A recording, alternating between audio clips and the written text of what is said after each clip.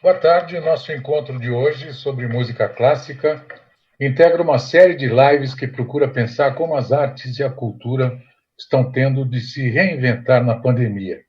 E também no pós-pandemia, ou no novo normal, é uma coisa que a gente vai conversar muito hoje. É uma realização do Centro de Memória da Eletricidade, uma associação cultural sem fins lucrativos que, desde 1986, dedica-se não só ao resgate da memória da eletricidade no país, ela é mantida pelas empresas de eletricidade, mas também procura pensar e resgatar as questões culturais do nosso tempo à medida que os anos passam. Os nossos convidados de hoje são o maestro Abel Rocha, titular da Orquestra Sinfônica de Santo André, o maestro Laércio Diniz, titular da Orquestra Sinfônica Municipal de João Pessoa, na Paraíba, e o pianista Christian Budo. Ele acabou de me dizer há pouco que o sobrenome dele, que no Brasil todo mundo fala Christian Budu, então vamos ficar sabendo de uma vez por todas que é Christian Budo, porque ele vem de uma família romena e em romeno é Budo, né? Assim como Radu Lupo e outros grandes artistas. Aliás, o Christian Budo, neste momento, não está ainda no nível do Radu Lupo, mas vai chegar lá rapidamente, né?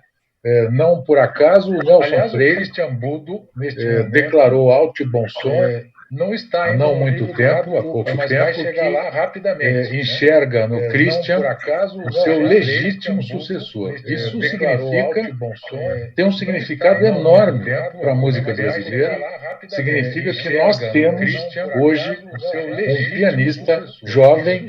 Christian, você está com quantos anos? Tem um significado enorme. Estou com 32 anos. 32. O Christian está com 32 anos hoje e ele é seguramente um talento tão grande quanto o do Nelson Freire, no momento em que ele apareceu também, meio século atrás. Não tenho nenhuma dúvida disso. E não foi porque a Gramofone, a revista inglesa, despejou um monte de elogios para ele. Claro que isso ajuda no circuito da divulgação, né? Não tenho nenhuma dúvida disso. Mas o talento dele é enorme. Eu realmente recomendo a todos vocês que estão assistindo, claro que isso ajuda, que corram para ouvir gravações do Christian Bull. Corram porque vocês vão tomar um susto, sem dúvida alguma. E vão tomar um susto também com as gravações.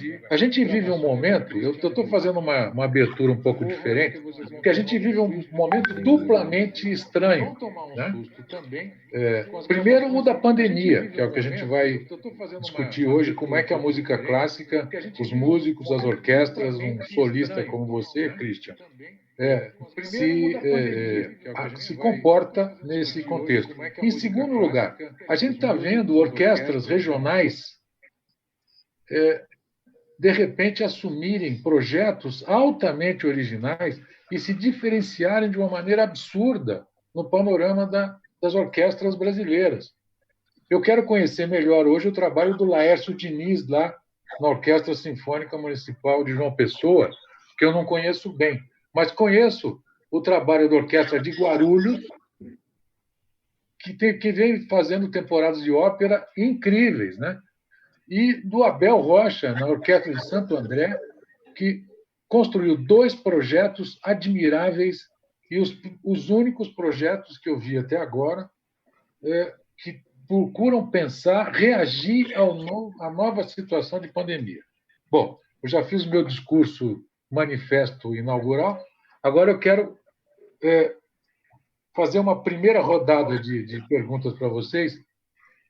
Cada um vai dizer como está conduzindo, no caso dos 2 maestros, como está conduzindo a sua orquestra em relação à comunidade, em relação à pandemia, e o Christian depois vai dizer o que um pianista que já é um sujeito isolado, que está em isolamento, como no seu dia a dia, né? Só falta usar máscara, né?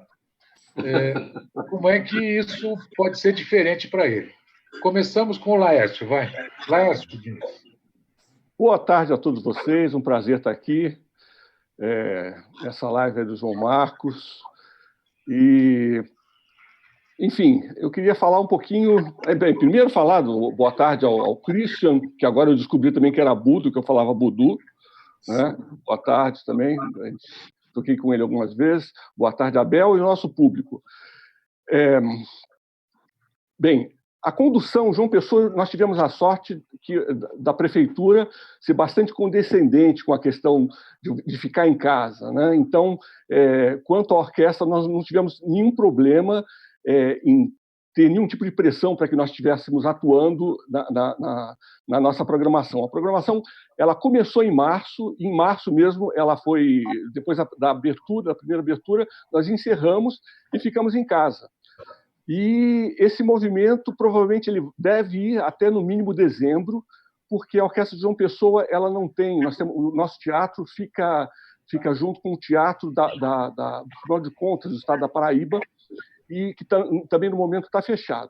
Agora, de certa forma, nós conseguimos fazer muita coisa com as lives, nós iniciamos uma série de lives com artistas que fizeram trabalhos conosco, e fizemos também alguns lançamentos dos próprios músicos da orquestra, num projeto que se chama Um Minuto Maestro.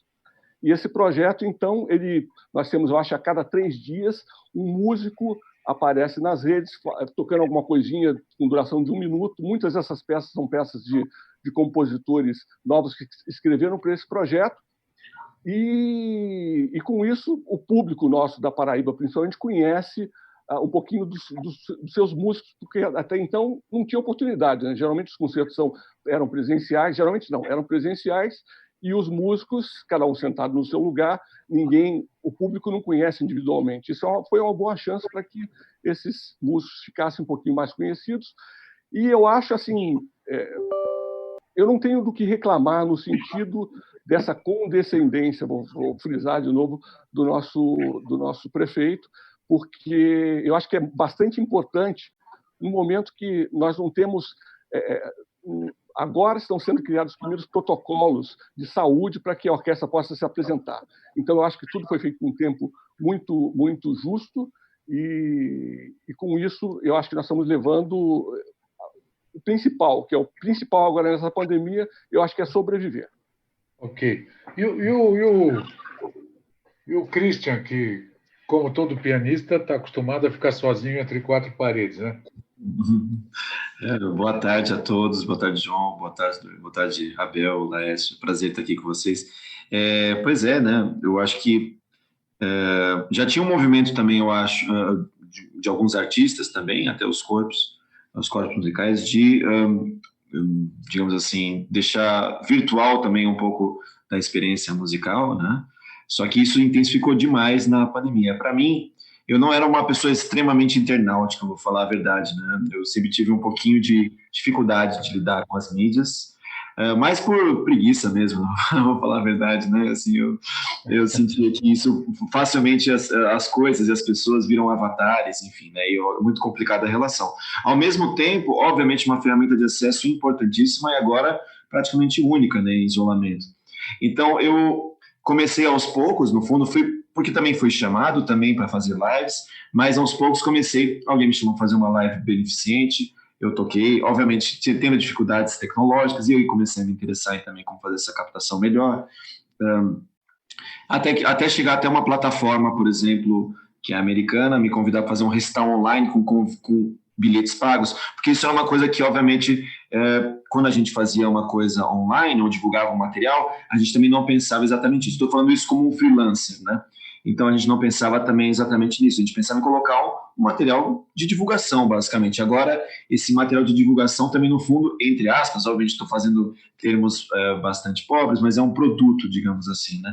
Ao mesmo tempo, né? Então, isso complicou também um pouquinho a relação para as pessoas que estavam acostumadas a acessar o material de maneira totalmente gratuita, né?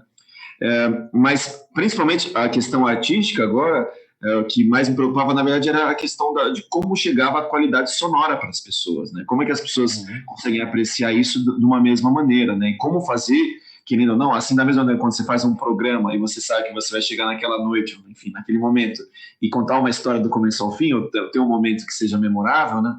A mesma coisa, essa experiência acontece mas com outra total perspectiva, né? As pessoas estão ligando a TV ou o telefone ou o computador e tendo, às vezes, só uma passagem por um momento que você está tentando compartilhar, né? Isso tem mil dificuldades.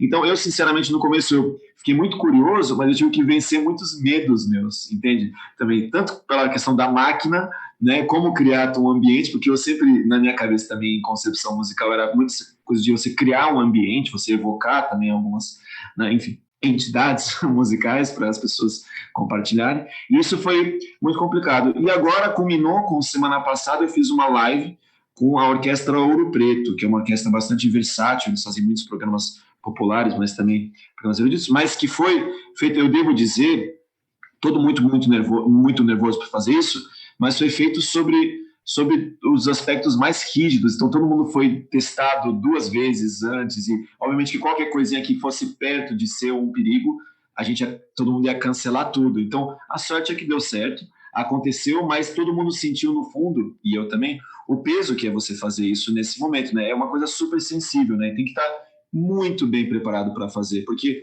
fazer qualquer coisa com o mínimo de risco com certeza não é viável, né? Tudo que a gente não... Agora, eu queria te perguntar uma coisa. Vocês não acham que muda, é uma relação de outra natureza? Quer dizer, existe uma relação convivial da música, tá certo? Que é ela ser feita para pessoas que estão ali, compartilhando o mesmo espaço, e, portanto, compartilhando também emocionalmente, né, a tua performance, né? E o artista se retroalimenta do que o público está dando para ele também, né? É uma troca mútua, né? No momento em que você rompe isso e começa a fazer lives, né? Você está fazendo, por exemplo, é como uma live que eu vi da Ivete Sangalo de pijama com a filha, né? Dizendo para todo mundo sair do sofá, pular, e as duas lá, uma coisa melancólica, né? Tão melancólico isso quanto o Baldini ou o trombonista, o Wagner Polichuk, né? Com a USESP, terminando de região a Sinfonia do Beethoven e se voltando para a Sala São Paulo vazia e agradecendo, como se houvesse gente. Quer dizer, ficou uma simulação muito miserável, você entendeu? Ficou ruim aquilo. Não tem nada a ver com é outra coisa, né? Você quer fazer uma coisa live, né? Você tem que levar em conta que é outro meio, é outro tipo de comunicação, é outro tipo de público, né? É outro tipo de permanência, né? Você vai fazer a live, ela vai ficar no YouTube para sempre, né? Daqui 80 anos alguém vai acessar e dizer, olha, aquele canalha fez aquela coisinha mequetrefe lá, né? Ou seja, é diferente. É como um disco. É como uma gravação considerada, não é? Nesse sentido é que eu quero pular para o Abel, porque o Abel me impressionou profundamente nessa pandemia. Ele fez 2 projetos, tirou da cartola 2 projetos admiráveis. Eu quero que ele conte um pouquinho esses 2 projetos e que pulam fora dessa tentação de tentar reproduzir, né, na live o clima do concerto, mas sem o público. Quer dizer, impensável. O Abel, conta como é que você teve essa sacada. Me conta. Boa tarde, João. Boa tarde, Laércio. Oi, Christian. Grande prazer estar aqui com vocês. E acho que vocês levantaram algumas coisas, João, que foi parte da minha preocupação quando a gente descobriu que ia ficar em casa. Acho que todo mundo, no primeiro momento, achou que ia ficar em casa 15 dias, né? Então, nós passamos a tomar ações pensando que daqui a 15 dias a gente está aí de volta. E todas as ações de todo mundo foi mais ou menos a mesma, que era sim, substituir o físico, o presencial por esse outro meio. Tivemos que aprender um outro meio. E como você falou, uma coisa que foi me chamando muita atenção é que a gente estava só mudando a plataforma, né? Achando que sair do palco e vir para a tela era simplesmente migrar de um espaço para outro. Tanto que eu comecei a perceber que muitas orquestras, no começo, até na hora de colocar na tela, colocavam tinham gravado seus músicos individualmente, você vê assim, ficavam com as cordas debaixo do vídeo, né? A percussão lá em cima do vídeo, os trombones para baixo, ficavam tentando reproduzir na tela do que estaria sendo, inclusive o aspecto físico de uma sala de concerto. É verdade. Só fazer um parênteses aí. Igualzinho jogos de futebol do Campeonato Brasileiro. Quer dizer, os caras responsáveis pelo som colocam barulho de torcida e ficam fazendo barulho de torcida como se a torcida estivesse presente, né?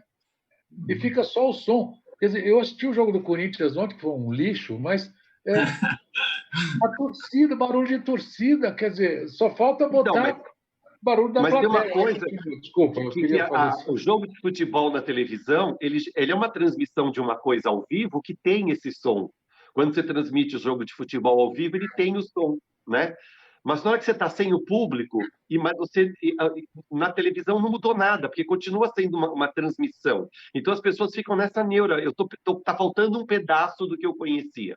E isso me chamou muito a atenção. E também já por ter gravado, sei lá, quando a gente grava música com orquestra, com um grupo grande, você não tem um canal para cada instrumentista da coisa, né? Então, mesmo quando a gente vai fazer essas produções de gravar os instrumentistas em casa e ter que gerenciar isso, você tinha que gerenciar uma gravação de 80 canais, que é uma coisa que não existe em lugar nenhum, né? E eu percebi que a gente tinha que tentar se interagir com essa telinha, essa coisa meio Black Mirror da vida da gente, de uma outra maneira, né? E também falar que coisa que a gente está fazendo agora de pegar uma atividade artística que ela pressupõe tantas coisas, tudo isso que você falou, né? Do estímulo de um músico com o outro, do estímulo com a plateia, da liturgia, desse ritualística de sair de casa e ir até uma sala de concertos, né? Esperar a luz que apaga, a luz que acende. Quer dizer, existem muitas coisas envolvidas no concerto, que não é simplesmente lá ouvir um Beethoven. Você está tendo uma comunhão de sensações muito grande. E me incomodava essa coisa assim, de que maneira a gente vai fazer isso agora, né? E, por exemplo, na minha vida, então, eu sempre tive achava importante fazer música de compositor brasileiro com orquestra sinfônica.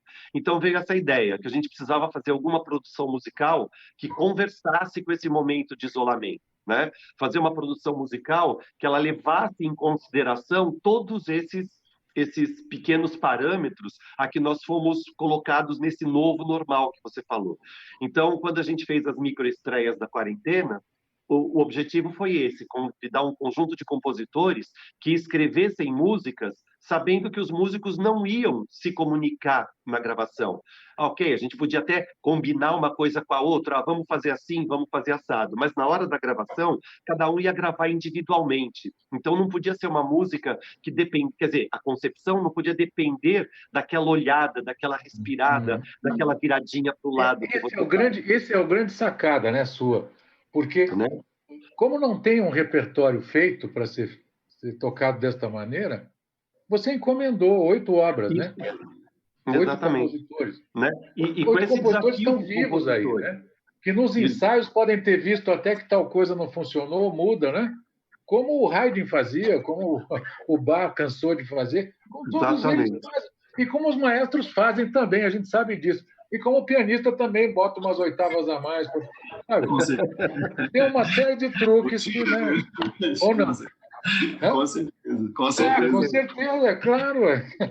Não, e vários outros parâmetros, né? Por exemplo, acho que o Christian até vai entender que, assim, aquele enorme cuidado que você tem com o pedal na determinada música, na hora que as pessoas estão ouvindo pelo celular, isso some. Já é. Né? Então, assim, não é que ele vai deixar de tocar com o pedal e ter cuidado com o pedal, mas o que a pessoa vai ouvir já não é mais esse parâmetro. Então, a gente tinha que se preocupar com várias outras coisas, né? Que música é essa? Como é que ela conversa com a gente hoje em dia? E por serem compositores contemporâneos, eu também quis pegar uma amostragem de tudo que está sendo produzido de música, né? Música contemporânea não é só música de vanguarda. Então, a gente teve uma amostragem de todas essas características. E o desafio era esse, porque... Outro dado importante foi esse, né? Foi contemplar todos os estilos, né? Nessas 8 composições, né?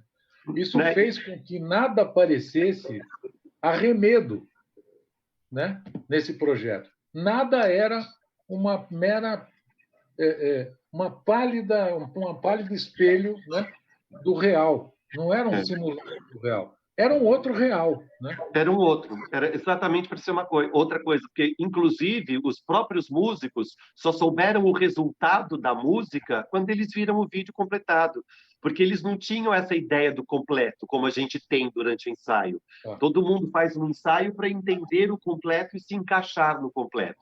Nessa situação não tinha, cada um só ia ter que resolver a sua parte e o resultado aconteceria depois que uma pessoa fizesse a edição final do áudio e do vídeo. Quer dizer, então os compositores sabiam. Isso era uma claro. Último detalhe. Né? E você, como regente, como é que você Eu fez estou em isso? todas as 8 músicas. O Laércio deve estar curioso, quero saber. Não, o Laércio sabe, que o Laércio fez fala da Sinfônica de Santo André, né? Então, a gente tem um trabalho conjunto, sempre. É sempre um prazer. Mas, assim, todo o processo foi outro. Então, a gente teve que gravar bases de referência para que porque a sincronia, essa coisa de maestro ficar regendo no vídeo é mentira, né? A gente sabe que a gente está lá só para a gente aparecer, porque ninguém vai olhar para o vídeo na hora de gravar. Você vai ouvir um som e tocar junto com o som. E a gente teve que gravar áudios de referência, então cada áudio foi uma solução. Teve composição que eu tive que ficar contando segundo, porque a composição era assim. Teve composição que eu tive que tocar no piano para servir de base para as pessoas. Então, cada música precisou de um áudio de referência diferente para que os músicos pudessem gravar sincronizadamente. Quer dizer, eu estou em todas elas, mas não apareço em nenhuma. Tá. Mas você aparece nos... Desculpe eu me alongar, porque a partir desses 2 projetos do Abel, a gente discute uma série de outras coisas, né? O segundo projeto que você lançou agora, né, em agosto, e que está disponível no YouTube, né? Conta um pouquinho sobre esse segundo projeto. Então, a trilogia... Trilogia Trancafiada. Trancafiada. Né? Trancafiada, que foi essa outra coisa. O que nós estamos fazendo em casa? De que maneira a gente pode contar uma história do que a gente está passando agora, né? Porque, de verdade... Então, assim, a ideia foi escrever uma trilogia, né, pegar 3 músicas do repertório da orquestra, que já estão gravadas no passado, nós não gravamos as músicas agora, as músicas já faziam parte do repertório, já estavam registradas, mas criar um trabalho de arte visual em cima deles. Então, teve uma artista visual, a Luísa Almeida, a gente conversou sobre o conceito, e da mesma maneira que um compositor escreve notas, pausas e alturas para um músico tocar, ela fez um conjunto de ações para os músicos gravarem nas suas casas. Então, eram 6, 7 ações diferentes, distribuídas pelos 70 músicos da orquestra, né? E essas ações tinham desde... E o importante, que era o conceito, ninguém toca o seu instrumento na trilogia. A gente só vê os músicos tocando o instrumento nessa gravação que foi feita no passado. Que tem público, com público. Exatamente. Porque no presente a gente está tendo outra relação. Sacada incrível.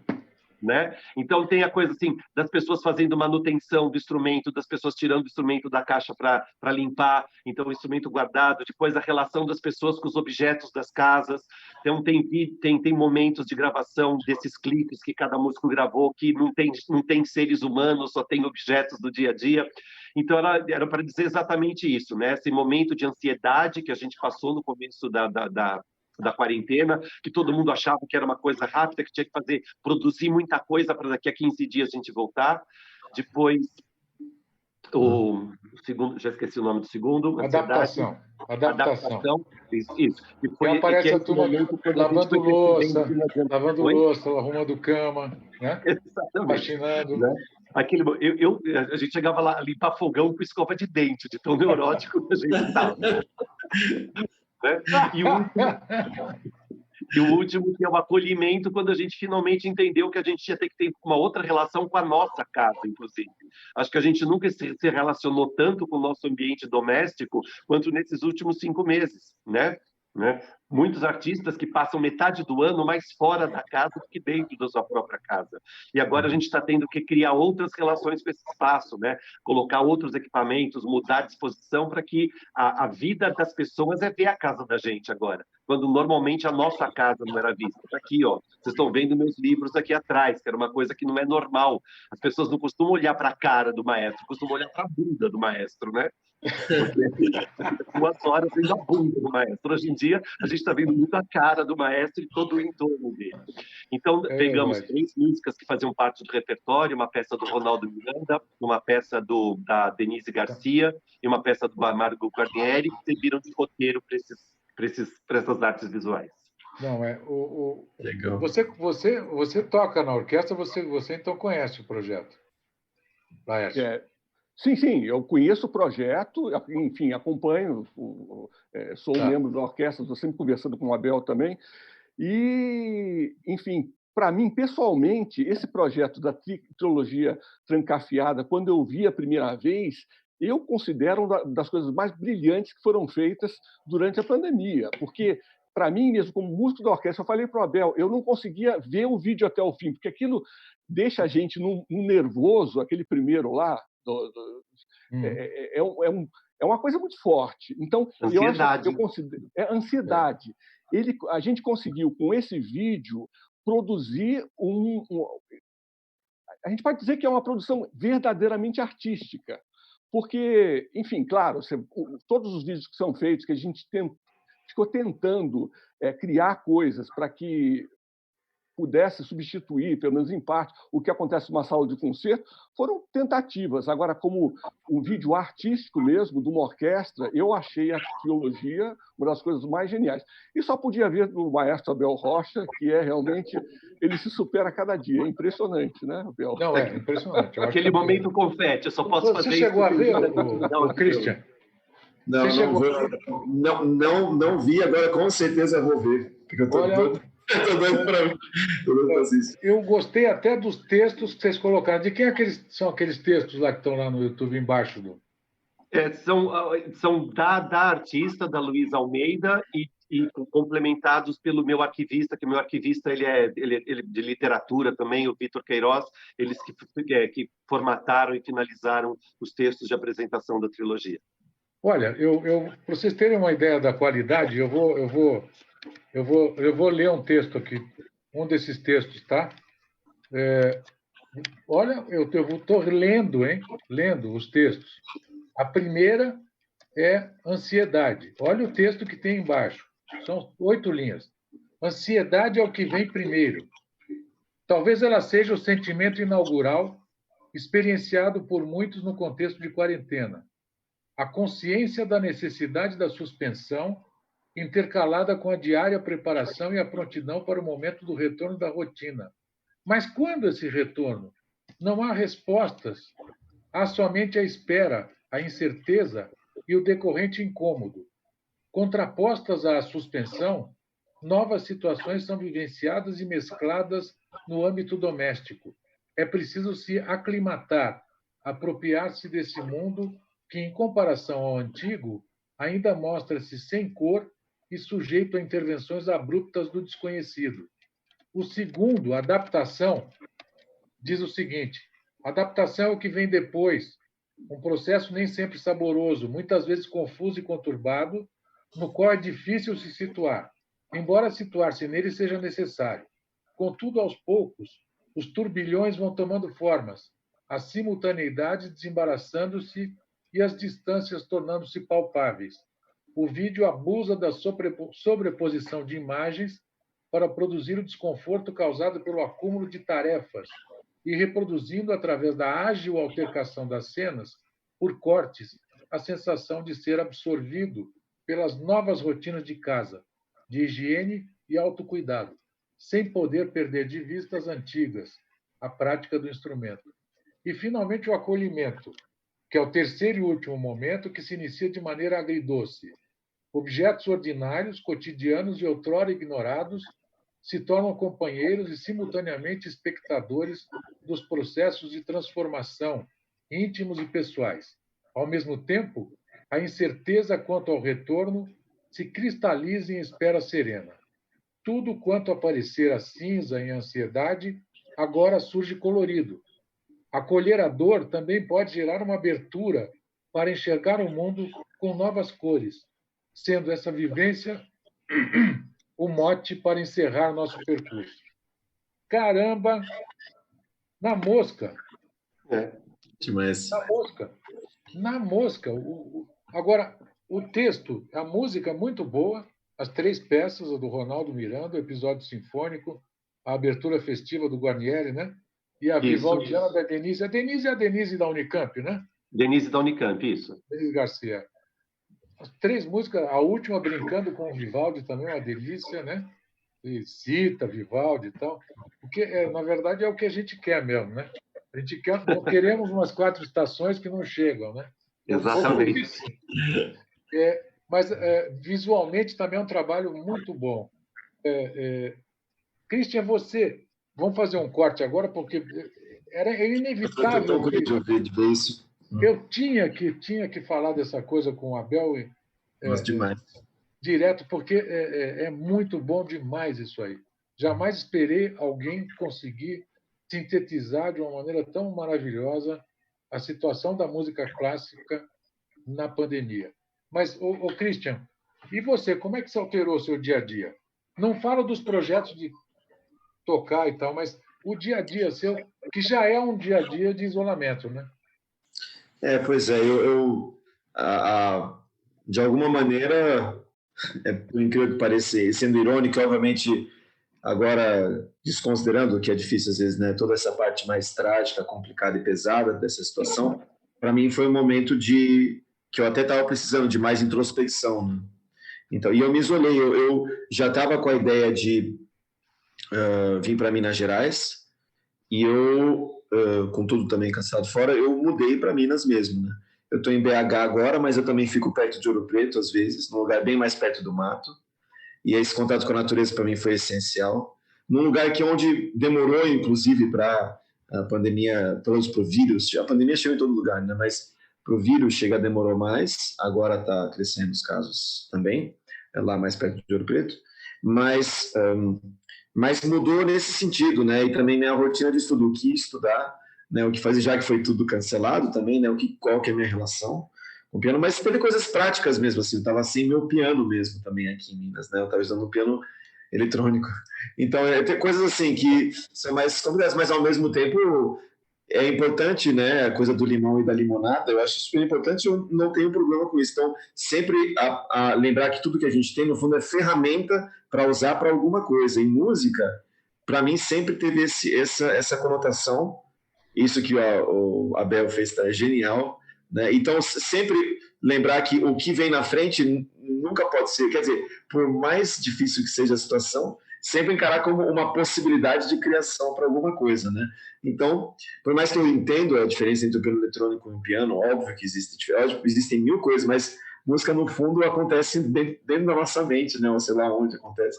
Então, essa questão para mim foi também muito importante na pandemia, lembrar e conectar com a natureza, querendo ou não, também tem a ver para mim com uma questão de conexão musical. Então, me conectar com a natureza teve também esse aspecto de reencontrar a música dentro de mim, coisa que eu sentia já muito desgastada, muito perdida, com tantas viagens e tantos compromissos, tantas coisas práticas que eu tinha que resolver, que já estavam me infernizando um pouco. Então, para mim, esse retorno foi muito importante. Eu tento ver por esse lado positivo, né? E tentar entender tudo isso não é fácil. Mas, nesse sentido, eu acho que eu aprendi a estudar melhor também. Eu tive a calma de retornar para essa música interior. Então, eu estou tentando ver esse lado positivo, sabe? Com isso tudo. E tentar ver como que é o melhor jeito de chegar nas pessoas, né? Com esse mesmo intuito imaginativo, fantasioso que existe no presencial, que obviamente para mim é mais fácil de alcançar, mas tentar fazer isso mesmo à distância, né? Então, ainda desafios em voga, né? Você falou uma coisa interessante aí, porque a própria vida do pianista, né? Se ele realmente está fazendo uma carreira crescente, né? Que é o teu caso, né? Você está cada vez, né? Você vinha num processo cada vez mais acelerado, né? De tocar aqui, viaja, vai tocar lá. Quer dizer, você começava a fazer o circuito dos grandes pianistas, né? De repente você esqueceu da música por causa disso, quer dizer, essas coisas tomam tanto tempo que você se esquece de que começa a fazer música, né? Isso acontece demais hoje em dia, né? Em que os músicos ligam o piloto automático, né? Mas inclusive quando estão tocando, né? Isso é horrível. Ligam o automático e ninguém quer correr risco algum, né? É verdade, né? É difícil você ver mesmo os grandes pianistas, né? E na Sala São Paulo a gente tem visto muita gente boa. Então tem pianista que se esconde literalmente e faz o feijão com arroz para não ter nenhum problema, né? Mesmo sabendo que está tocando para a indiada aqui da América do Sul, né? Sabe? Mesmo assim, eles se escondem. O Evgeny Kissin, por exemplo, não, né? Tomou riscos inacreditáveis quando tocou aqui. Quer dizer, você percebe a diferença entre um músico bom e um músico de exceção exatamente aí. O músico de exceção se entrega quando faz música, né? Com certeza. E ficar sem ter um instrumento, para você, deve ter sido muito triste. Não, com certeza, foi uma fase... Saudade de um Steiner, não? Não deu certo banzo de um Steiner? Claro, mas tem todo tipo de Steiner, com certeza, mas... tem todo mas tipo, você está morando em Belo Horizonte mesmo? Em Belo Horizonte, mas eu tive que ir para algumas vezes, tomando, obviamente, todo o cuidado e muito nervoso, eu tive que ir para São Paulo para fazer alguns trabalhos, justamente de lives e coisas assim, né, que eu precisava fazer, né, ainda mais como freelancer, mas, obviamente, tomei muito cuidado e graças a Deus não tive contato com vírus real, não peguei, e sempre me protegendo muito bem, mas eu não sei, sabe, é engraçado, João, porque eu sinto que teve os momentos que eu vivi de música, onde eu senti muita música muito viva, não foram momentos que eu estava com o Steiner muito bom, sabe? Então... Onde eu ia chegar, eu ia chegar nisso.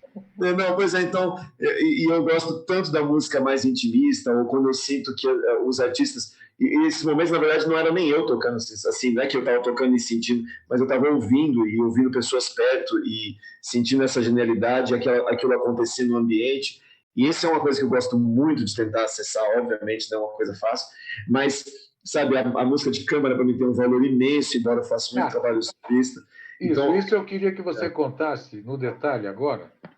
Assim como o Abel contou os 2 projetos magníficos, o projeto teu da Piano Sofia, que nasceu lá em Boston e que nasceu como um projeto assim entre músicos amigos e que, de repente, foi apadrinhado pela Sinfônica de Boston e agora você faz aqui no Brasil também esse projeto.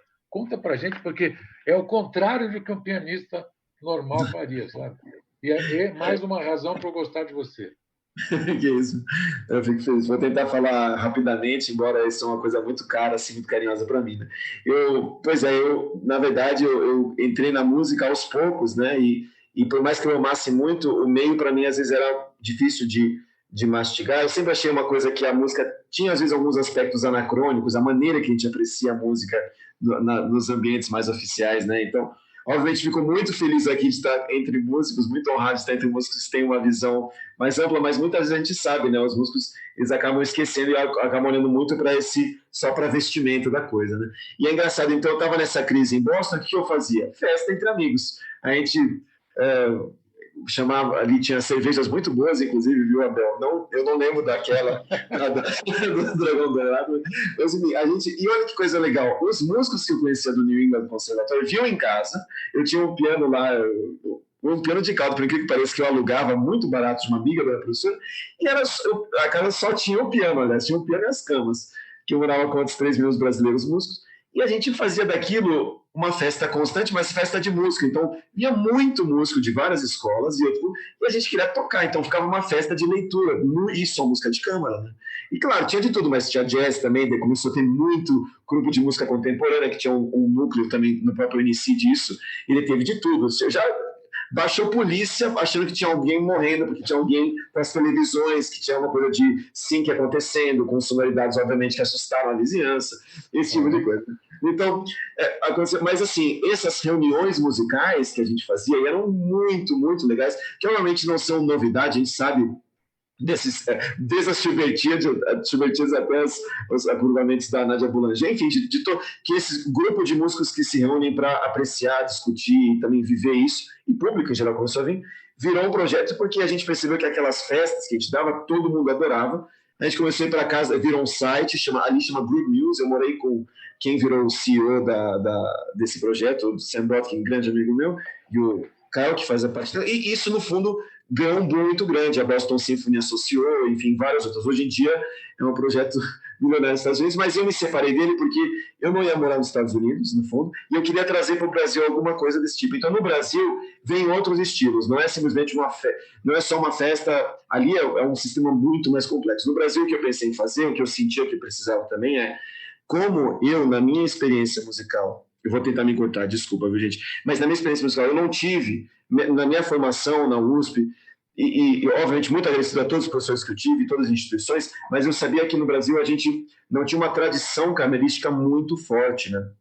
Então, o que eu senti primeiro necessário fazer, não só criar o projeto, mas trazer amigos para perto que iam gostar de se reunir e tocar música junto sem compromisso no começo, mas já tinha a ideia de se virar um projeto. Então começou assim, e daí virou o Pianosofia, que é basicamente também um site, mas que a gente pega repertório que a gente montou ao longo desses anos, com muitos músicos, outros mais jovens, outros mais experientes, que ajudavam nessas guias, né, no monitoramento, para a gente levar para casa das pessoas, mas também em ambientes informais. A gente fazia a música clássica dessa maneira, um projeto não lucrativo, então, obviamente, as doações são todas para os músicos, embora eu, meu pai, enfim, outras pessoas, obviamente, ajudaram muito nessa parte administrativa, mas a ideia, principalmente, é mostrar que a música clássica não é um bicho de sete cabeças, que a ideia é chegar nas pessoas, que a ideia também é democratizar, que não é uma coisa elitista também, entre aspas, porque isso tem muitos preconceitos com a música clássica.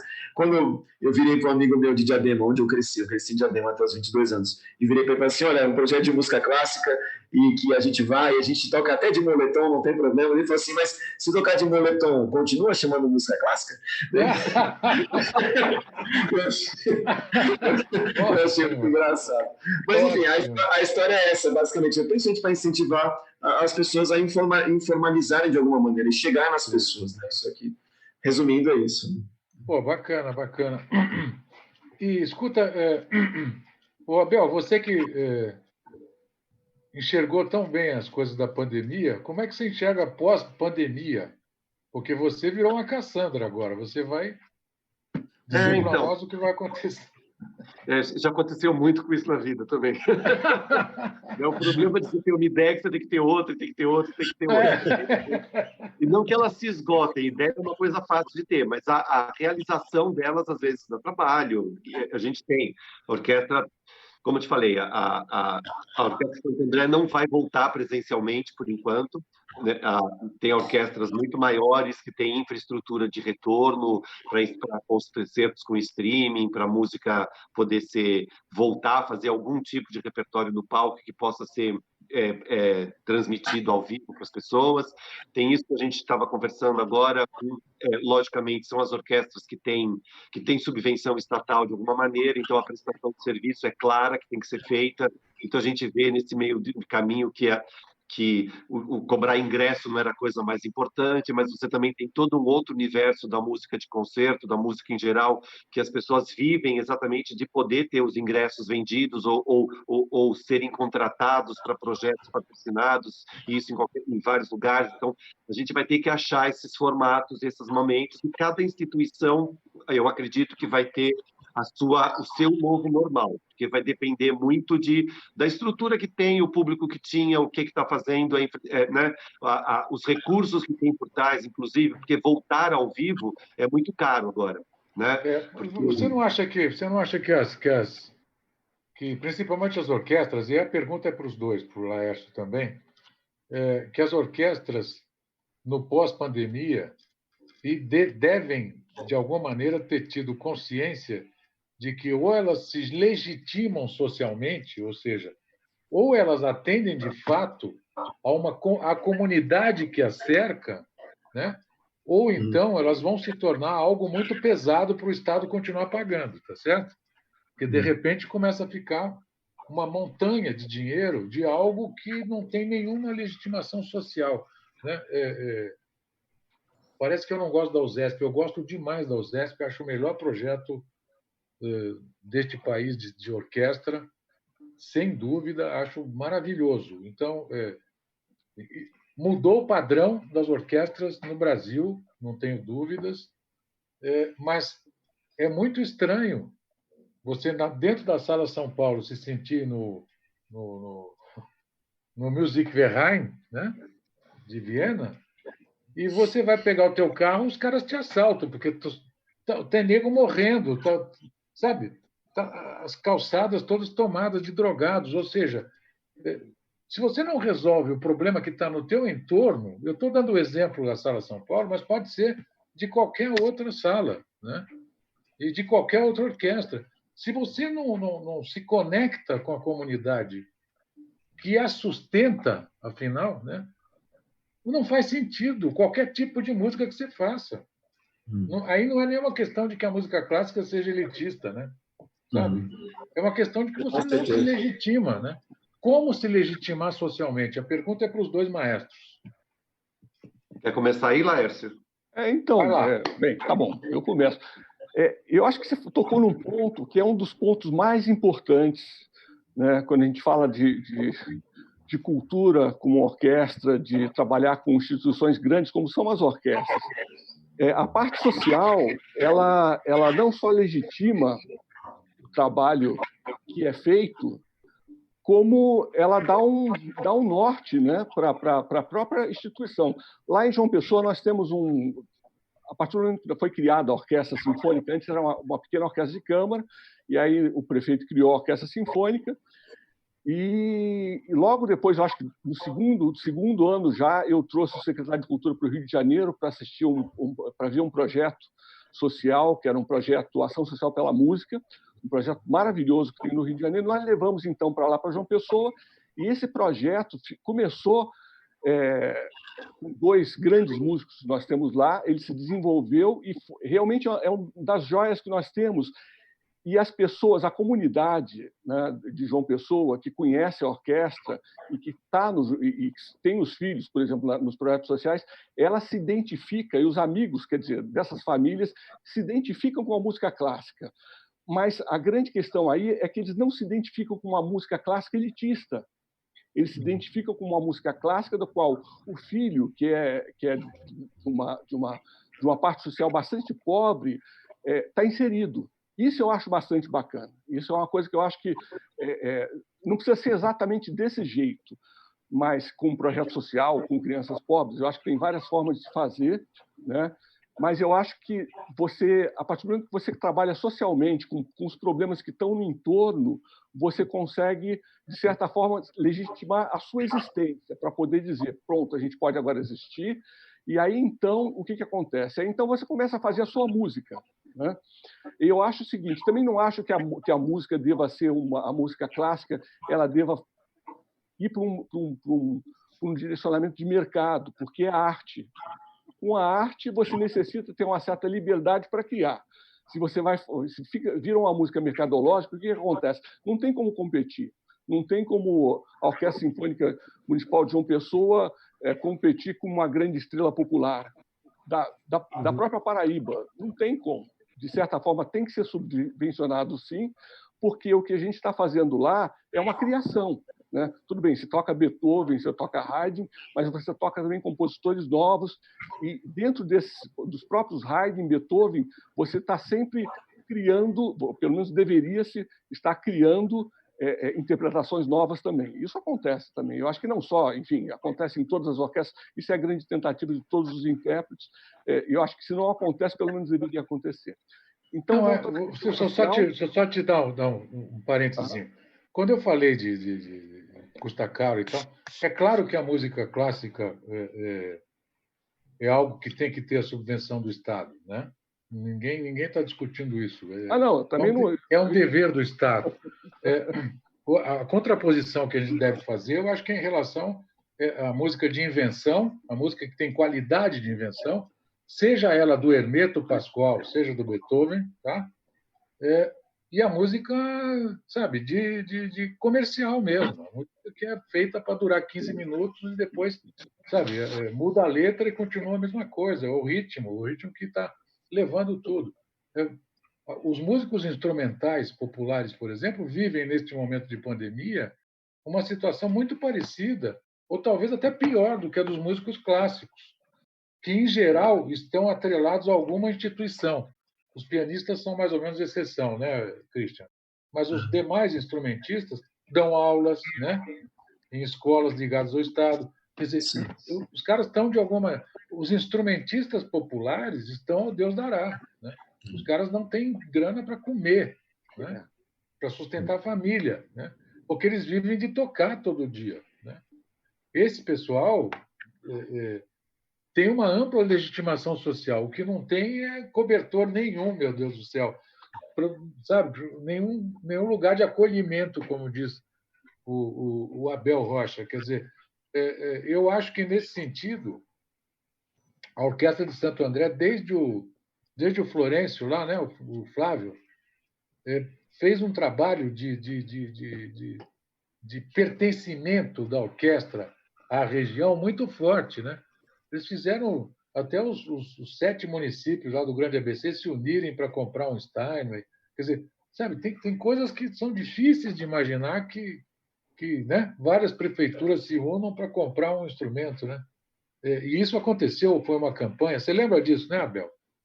Eu lembro, tem vários assuntos, quer dizer, não foram as prefeituras que compraram o instrumento, foi uma sociedade, Isso, uma Sociedade dos civil, Amigos, desculpe. uma sociedade civil, foram pessoas que se juntaram a essa sociedade que moravam no diversos municípios. O piano não foi comprado pela municipalidade. Exatamente. E o que é melhor ainda, porque são as pessoas que moram lá que viabilizaram um projeto caríssimo, que é de $100 mil. E com certeza, foi o que você falou, essa coisa do pertencimento. O Flávio fez um trabalho muito bom em Santo André, né, onde isso que o Laércio falou, se envolver na sua sociedade não é só fazer trabalho social no sentido assistencialista, desculpa, né? É você entender a troca que você tem com o público. Né? Então, como você vai programar, em que lugares que você vai tocar. A Orquestra de Santo André sempre toca fora do Teatro Municipal da cidade, a gente já toca no meio da rua, toca em praça, toca em igreja, toca em instituições, em escola, quer dizer, e sempre tocando repertório, né? Essa ida aos lugares, essa interlocução, a gente teve um projeto que eu levava, que chamava de flash mob, a gente chegava no meio da rua, a pessoa pegava uma pessoa qualquer para reger a orquestra e ver como é que era isso, entendeu? As pessoas em volta davam muita risada, né? A gente fez um concerto para surdos na cidade, como é que se organiza um concerto para surdos? Essa vai ser o nosso próximo documentário que eu vou lançar aí também, né? Caramba. Então, Oi? Sempre inovando você. Não, isso a gente já fez em 2016, ele vai virar documentário agora, nas próximas semanas. E assim, acho que você tem que estar de olho aberto no seu entorno. O problema é que São Paulo, capital, é uma cidade com muitas sociedades, né? Você tem uma cidade extremamente multifacetada. Eu acho que assim, a OSESP, ela cumpre um papel dela. Agora, a questão que você falou que ela virou exemplo do país, todo mundo achar que tem que ter OSESP em qualquer cidade dessa maneira. Talvez não. Acho que tem municípios que o conceito de orquestra sinfônica vai ser um pouco diferenciado, né? Não, sem dúvida. O que eu estava falando é o nível de execução, né? Sim. Se você comparar hoje com 30 anos atrás, as demais orquestras melhoraram muito em função dessa subida de padrão da OSESP, né? Até porque as novas gerações de estudantes de música tiveram um ensino mais consistente, né? Portanto, você gera instrumentistas melhores, de melhor qualidade. Tem uma indústria gigantesca em volta nesse sentido, né? Tanto de ensino, quanto de consumo, quanto de produção. Uma coisa que aconteceu agora na pandemia também é que vários maestros, diretores de teatro, a gente começou a conversar por um grupo de WhatsApp a respeito dessas coisas, como é que vai fazer, o que é que acontece, como é que vocês estão resolvendo, e essas conversas todas com essas pessoas de música, de ópera, de dança, que a gente estava querendo entender para que lado que a gente ia, acabou dando início a um fórum brasileiro de ópera, dança e música de concerto, onde a gente está discutindo muitas dessas coisas, inclusive o quanto que é importante a gente não só falar que a arte é importante pela arte, a música é importante pela arte, mas o quanto que a gente é um setor produtivo forte, né? Que Verdade. a gente fala da subvenção estatal, mas ela gera recursos de uma maneira muito forte. Ela constrói equipamentos, ela constrói relacionamentos com o público de uma maneira bastante organizada e que precisaria ser melhor aproveitado esse universo, né? É Então, acho verdade. que essa coisa de se envolver na sua comunidade é a coisa mais importante para a orquestra. Ela tem que realmente estar com o olho voltado à sua comunidade, ver quais são essas relações. Só que na pandemia aconteceu que as nossas comunidades explodiram. Elas não eram mais aquelas pessoas que nos visitavam nos concertos dentro de um teatro, mas era uma plataforma digital que você tem que ver como você vai relacionar com essas pessoas também. Então, essa ida para o mundo digital, como o Christian falou, acho que é sem volta, né? Mas ela vai voltar, ela vai ter algum tipo de adaptação entre esse meio de caminho, como que a gente vai, como a gente faz, o que é para todo mundo, o que é para o seu teatro, né? A gente já discutia essas coisas que a gente disputava com, sei lá, concorrência de orquestra sinfônica era o Uber Eats, né? Porque as pessoas, em vez de sair de casa para ver um concerto, ficavam em casa para pedir a pizza. Então a gente já disputava espaço. É verdade. O Uber Eats ainda dá desconto, hein? Mas pior que é verdade. Né? Então a gente já disputava com pessoas para elas saírem de casa e ver um concerto. Então agora a gente vai disputar com as pessoas, não entre naquele streaming, entre no meu, né? Então isso tudo vai fazer a gente entender outras estratégias e de ficar de olho, porque de qualquer maneira a Orquestra Sinfônica é uma plataforma, é uma vitrine grande para o que pode existir de produção contemporânea. Né? A gente fala sempre de Mozart, Beethoven e Brahms, porque esses são até os mais baratos de tocar, porque o material você compra uma vez e não tem que pagar direito autoral. Na hora que você fala de fazer música e fazer produção de arte contemporânea, você está falando de envolver pessoas vivas, você está falando de manutenção, você está falando de cachê, você está falando de direito autoral, você está falando de produzir obra, falando de escrever. Sai caro, sai caro. E sai caro, então, né? Então, por isso que a Orquestra Sinfônica é uma plataforma, uma vitrine para essa produção contemporânea. E a gente colocou isso em Santo André, quer dizer, sou eu, né, que acabei levando para Santo André, porque é uma preocupação minha sempre, que a gente tem que estar de olho não só para o nosso público, mas para aquilo que é o nosso entorno cultural e fazer com que ele tenha visibilidade a partir da orquestra. E se a orquestra se junta com cinema, com teatro, com circo, com artes plásticas, ou seja o que for, é importante para você construir essas relações todas do que dá a cara da nossa cultura. Puta, maravilha. Agora, o Christian, me conta uma coisa. Você que é sozinho, do bloco do Eu Sozinho, tá certo? Pianista, como é que é essa noção de pertencimento tua? Quer dizer, você se sente ligado ao país? Quer dizer, a imagem de um grande pianista brasileiro, como foram, por exemplo, a Guiomar Novaes, a Talhaferro, o Nelson, né? Com grande projeção internacional, né? É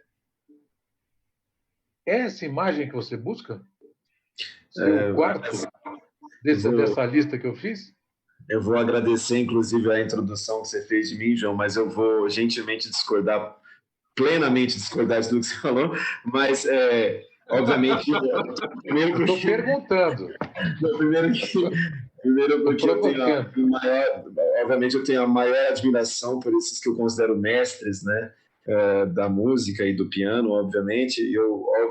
Eu estou constantemente aprendendo e tentando achar caminhos, né? Fico muito feliz com os reconhecimentos, mas eu não me considero, além disso tudo, também não me considero o mesmo tipo de profissional, nesse sentido prático da palavra. Não me considero, também porque entendo, e obviamente com a respectiva reverência, né, que eu tenho a todos eles. Né? Claro, mas eu considero que eu sou, primeiro, outro tipo de pianista, no sentido de que eu não consigo viver isolado, sabe, João? Eu não conseguiria ficar saudável e viver só eu e o piano. Eu preciso ter uma vida social, eu preciso ter uma vida social musical, inclusive, eu preciso tocar com as pessoas, eu preciso ouvir as pessoas, mas eu também preciso das minhas partituras e das minhas relações, do meu piano para estudar. Óbvio que eu preciso de tudo isso, mas eu não sou o tipo de pianista que conseguiria fazer uma carreira solo tradicional desse jeito. Mas eu também entendo que meu mundo mudou muito em relação ao que a gente conhece como essa idade áurea do piano, não sei. Mudou muito o meu mundo, e eu entendo que a força da música hoje caminha para essa área que eu vou generalizar de área de comunicação muito forte, de socialização muito forte. Então, tudo aqui que o maestro Lécio falou, inclusive, e o Abel, que eu estou aprendendo aqui demais nessa live hoje, mas é importantíssimo, e esse projeto que eu falei importantíssimo para mim, assim, nesse sentido.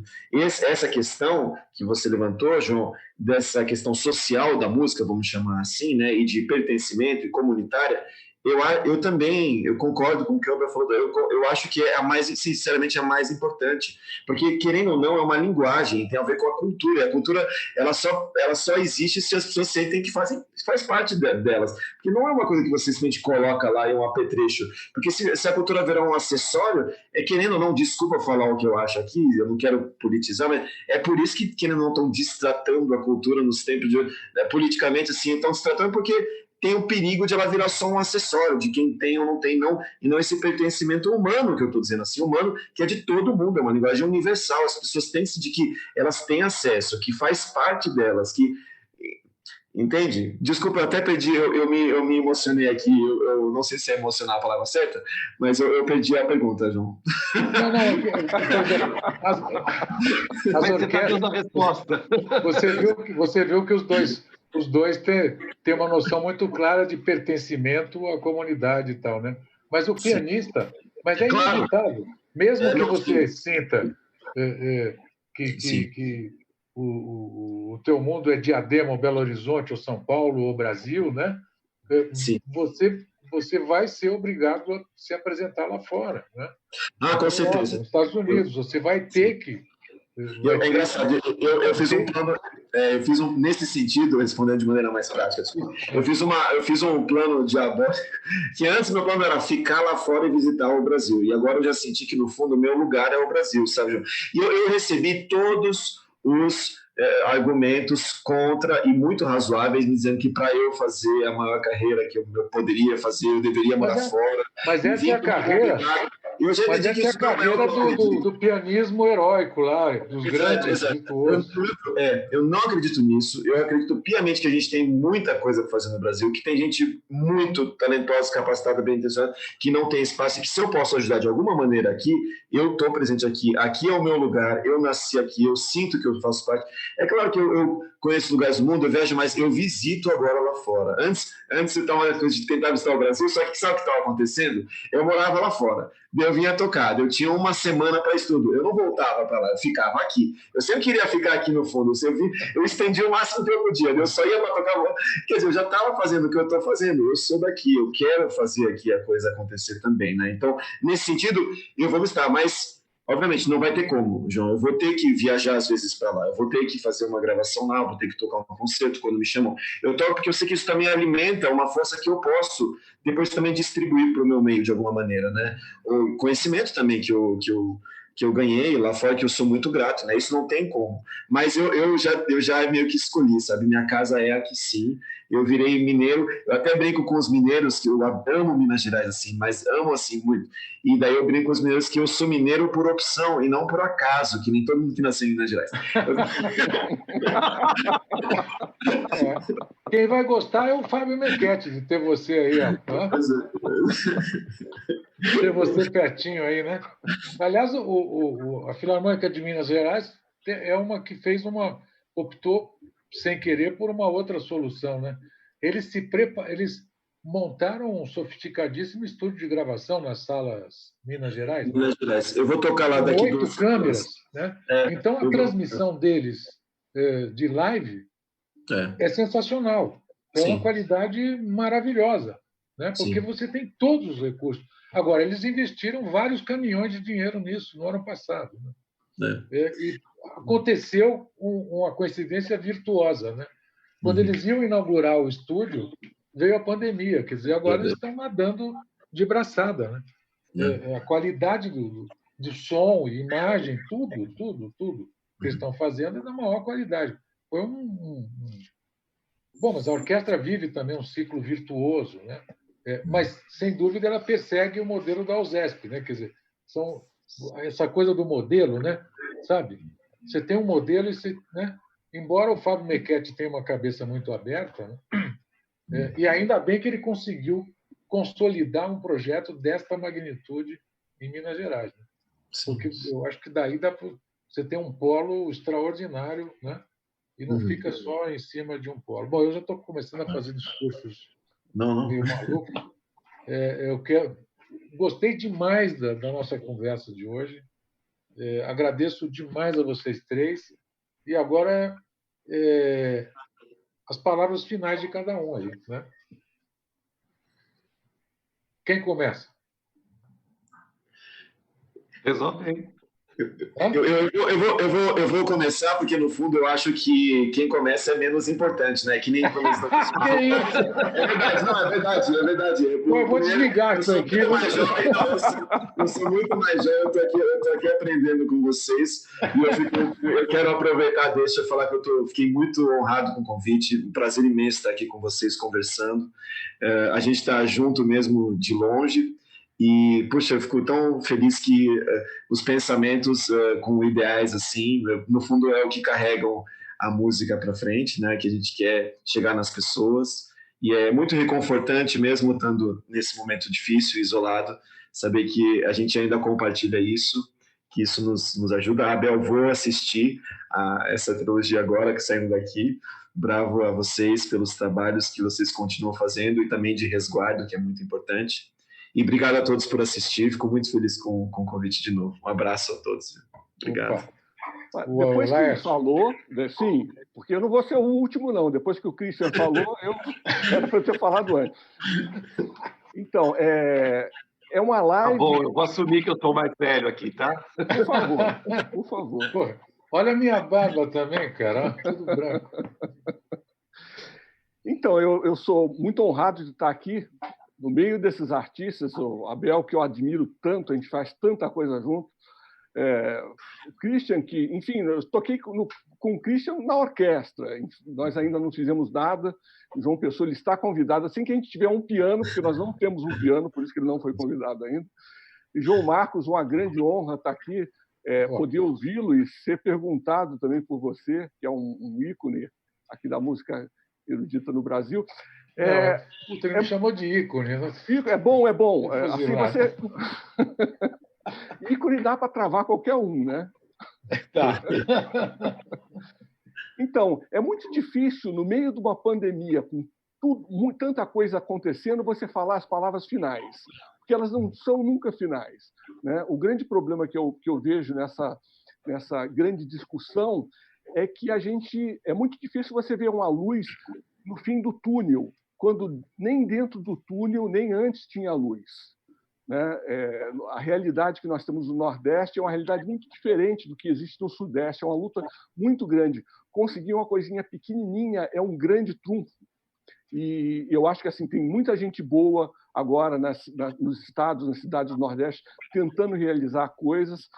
Nós, em João Pessoa, de qualquer forma, estamos fazendo uma certa revolução, uma micro-revolução, que é também muito importante. Não é a orquestra que nós temos lá, não é o ASESP, não tem esses recursos, mas eu acho que o impacto que nós criamos dentro do nosso entorno é bastante grande, e isso me deixa bastante feliz. E quanto à questão das palavras finais, eu queria dizer que elas não vão ser nunca finais e que eu só aconselharia para que o público geral que está nos assistindo, em verdade, o público em geral, olhasse com mais carinho o que acontece em outras regiões fora a região sudeste, porque muita coisa interessante acontece, festivais e outras coisas, e essa luta é uma luta que eu acho que pertence a todos nós, né? O Nordeste crescendo culturalmente faz com que você tenha um mercado novo, um mercado diferente sem dúvida. Em todo o Brasil. Então, esse é o é importante o que você está falando, porque o Nordeste está num momento muito bom. O Ricardo Castro, em Salvador, Sim. fazendo um trabalho maravilhoso. Tem o Marlos, lá em Recife, fazendo coisas interessantes também com a orquestra. Você, né, em João Pessoa. Ou seja, Belém, né, o Festival de Ópera de Belém, que é muito importante. O Manaus, que tem o festival de ópera mais antigo em atividade no país, que é o mais emblemático, né? O primeiro a fazer a tetralogia do Wagner, imagina lá, né? Ou seja, o país hoje está muito mais descentralizado do que 30 anos atrás. Né? 30 anos atrás, de fato, eram dois polos, São Paulo e Rio, e o resto não existia, né? 30, 40 anos. Hoje não, hoje você tem tem o muita coisa, Matela em João, Porto Alegre acontecendo. também fazendo um trabalho legal em Porto Alegre, ou seja, sabe, o país hoje é muito mais do que simplesmente duas cidades, uma ou duas cidades. Né? Exatamente. E Abel? acontece muito também, só para terminar, muitas vezes as cidades, no nosso caso, a gente, nós fazemos um festival incrível no final do ano, vem vários artistas internacionais, assim, de tanto música erudita quanto popular, mas se gasta muito pouco com propaganda. A gente é obrigado a escolher. Ou a gente faz propaganda para que todos saibam do nosso trabalho, ou a gente investe no festival. Então, muita coisa, não só no caso de João Pessoa, é feito em outros lugares, coisas muito bacanas, mas que não são conhecidas, porque não sobra verba para divulgação. Né? Então, esse é o meu recado. Aliás, você falou numa coisa, eu não me lembro o nome, você deve saber, Abel, do músico que fez o festival virtual de música em julho. O Flávio do Gabriel Zesca, né? Cara, Famuca lá, não é? Como era o nome? Tinha um nome assim. Hã? Fimuca. Foi um nós todos participamos. Então, ele pensou um projeto da pandemia, né? Sabe? Esse cara pensou um projeto adequado, né? Tem dois gênios essa pandemia, você, Abel, e ele. Me corrijo. Agora pode se despedir, Abel.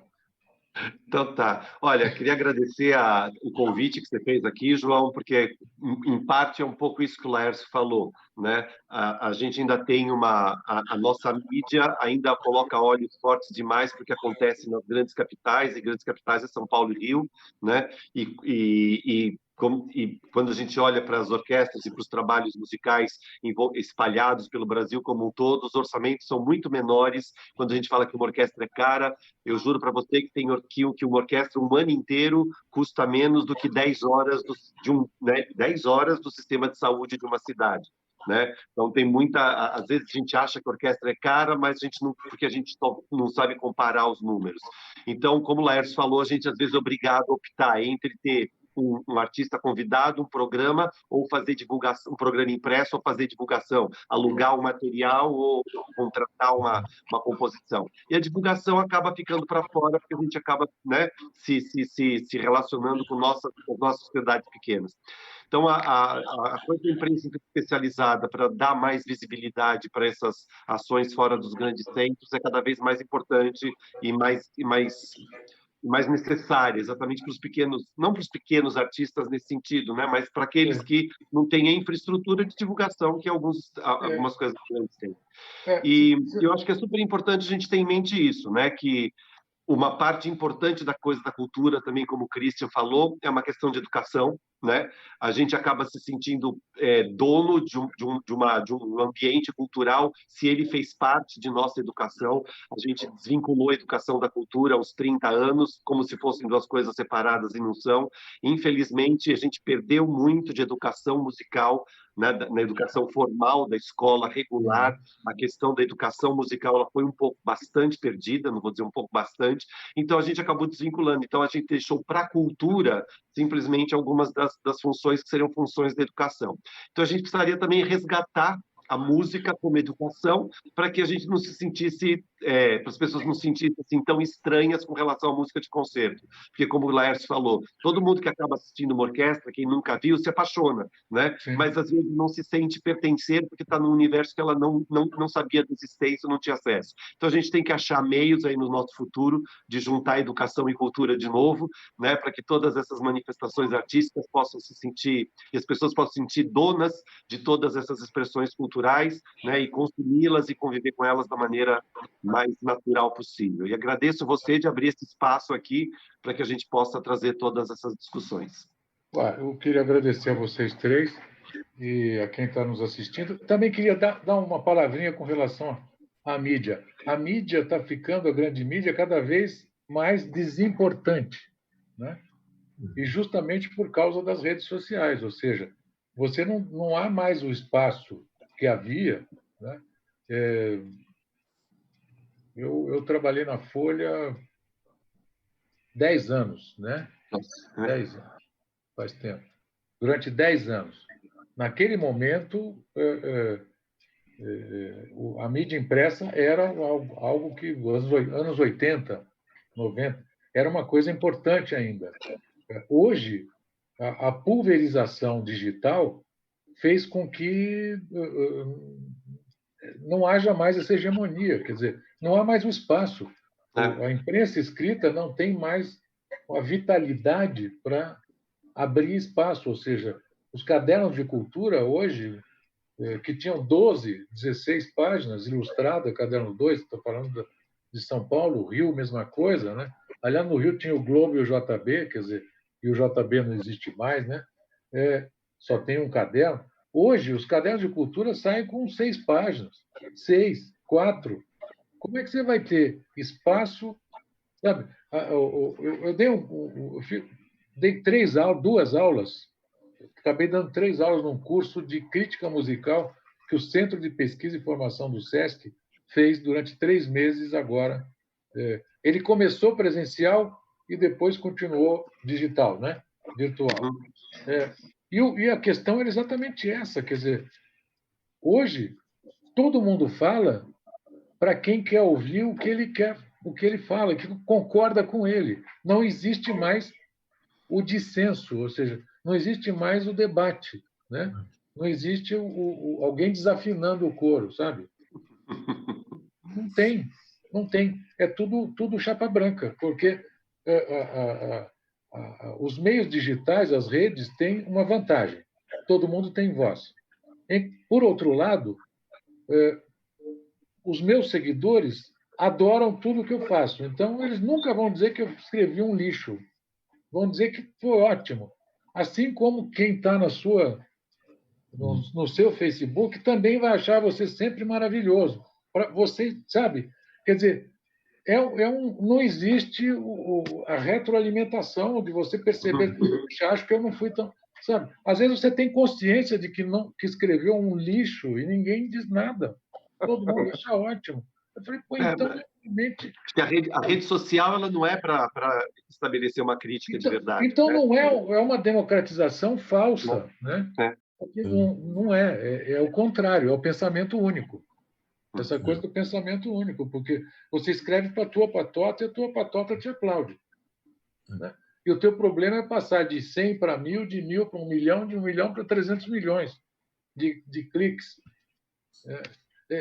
É uma coisa muito complicada. Então, hoje a mídia vive um drama talvez mais cruel do que o dos músicos.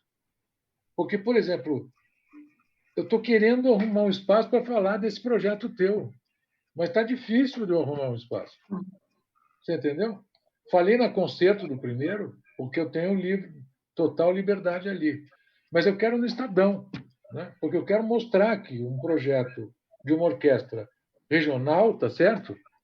Tem alguém que pensa, que tem tutano e que conseguiu fazer um projeto que é mostrar a luz para um bando de cegos, né? Que é o resto, 99%. Mas como é que eu vou gerar esse espaço? Está difícil? Está difícil. Né? E eu quero fazer isso, imagina. Não adianta eu escrever numa rede social. Não adianta. Eu escrever no Estadão. E essas coisas também fazem parte do novo normal. Eu estou sendo extremamente franco com vocês. É exatamente isso. Né? Aí você vem e diz assim, mas vem o Gergiev com a Filarmônica de Viena. Pô, então você tem que fazer o Gergiev com a Filarmônica de Viena. Então, uma vez só que o russo vai estar aí. Nunca mais vai voltar. Bom, você não vê nenhuma solução. Mas o Christian está lá tocando todo dia. Não, então deixa o Christian, você entendeu? É um problema seríssimo. Né? A Orquestra de Guarulhos faz coisas incríveis e não consegue furar isso. Né? Bom, essa é uma outra live. Nossa, é uma live para a vida. Não, eu só queria botar umas minhocas na cabeça de vocês também, porque a gente também sofre. Sim, sim. Muito obrigado. Amei fazer essa live com vocês, gostei demais mesmo.